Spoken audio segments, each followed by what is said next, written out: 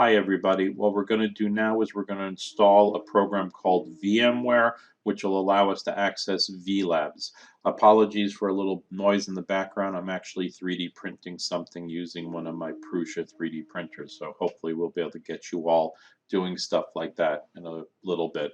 So what we're going to do is I'm going to go ahead and open up Chrome, and we're going to go right to it. We're going to type in vlabs.uml.edu. And that brings us to vLabs. Now you have two options here. This one would allow you to access it via the web. Sure, if you're somewhere else and you want to show somebody something, this is your option. But what we're going to do, if you're going to run it on your own computer, you're going to install what's called the VMware Horizon client. Now you have different options depending upon what machine you're using. So I'm using a Windows machine, so I'm going to click in the Horizon client for Windows. If you're running a Mac, obviously you'll do this one. But the installation process is pretty much the same. So we're going to go to Downloads, and I'll download the software for it. I'm just going to drop it onto my desktop. And once it installs, I'll just click my little button here to open when done. So we're allowing it to run. I'm actually going to shut down or close down Chrome at this point. I'm going to agree with its end user license, and I'm going to allow it to install. So it's finished, and I'm not going to bother restarting. You can restart your computer later. It really doesn't matter right now for actually running it. So this was the actual executable installing software, so I'll drop that in the recycling bin, and here is my shortcut for the VMware Horizon client. I'm going to double click on that, and it's coming up with the vLabs uml.edu server already in here. So we'll just click on these little three buttons and click connect.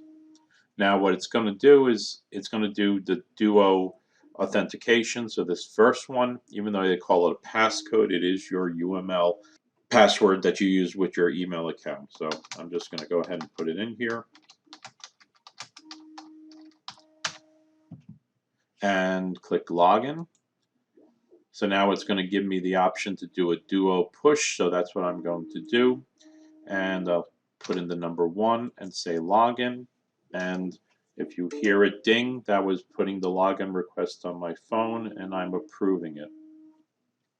So now this comes up. Now I don't know how many you'll see. You'll see mechanical engineering. You might see a general use pool, and this one over here is I actually have my own virtual PC within the system, and this is what I basically use. So I'm a big fan of vLabs. All right, so when your window comes up here, you're going to see different what they call pools. Right now you're going to see the mechanical engineering V2 pool, and I actually have a virtual PC, and these are my favorites. If you see the stars, if I undo favorites, you'll see exactly how many pools that the information technology department runs. So if you're taking a physics course, you'll probably see physics. You'll also see the general engineering pool. So I can put stars next to those. And now what is going to be a little bit different, if you come down, you won't see this, but here's the test mechanical engineering pool. And that's the one I'm going to jump into now, because that's what is going to be essentially what is running when we hopefully by Monday. So if I go back to my favorites here, you wouldn't see Sullivan Virtual PC, but you'll probably see this mechanical engineering pool. You'll see general engineering, and I think most of you are probably taking a physics class, so you more likely than not, you'll see the physics pool. And hopefully, as I said, this one will become this one early next week, but that's the one I'm going to jump into now. So you have options, and we're just going to click launch. So it's going to come up and launch, and I have a dual monitor system, so it's taking over both my screens, which is fine. I don't care. but there are options to switch that, which I'll show you, because sometimes if you're running a dual monitor, you might just want to have access to your machine in one window and vLabs in the other window. So what do we see here? Up here there is a a control panel. Normally it's unpinned, so I'll pin it here for a second so that we can take a look at a couple things. If I click on the full screen button, I'll go out of full screen mode into um, just a window mode. And this is my PC back here, right? This is where we were, and this is the vLabs window. If I click it again, I'll go back to my full screen mode. If I don't want it to take up both my monitors, I can come down here and say I only want it on my one monitor, and I'll click apply. So now, not that you can see my second monitor, but I can see it now as my regular computer. So here's SOLIDWORKS 2020, lots of other software. So Abacus, ANSYS, but really probably the only one you're going to use right now. Maybe some of you would like to jump back into AutoCAD if you've done any work with it.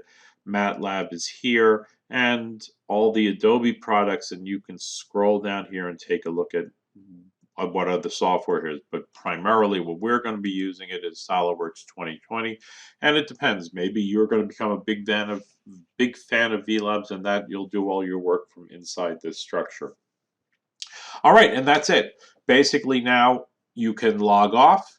If you are running a session in here, you'll notice that when you log off, it says that you can get back into here anytime within 30 minutes. So if you would want to log off of some system and come back to it somewhere else, your session is still running. But more often than not, make sure you've saved all your material and click OK. I'm just going to cancel it just for 1 second because you have access to a number of drives here.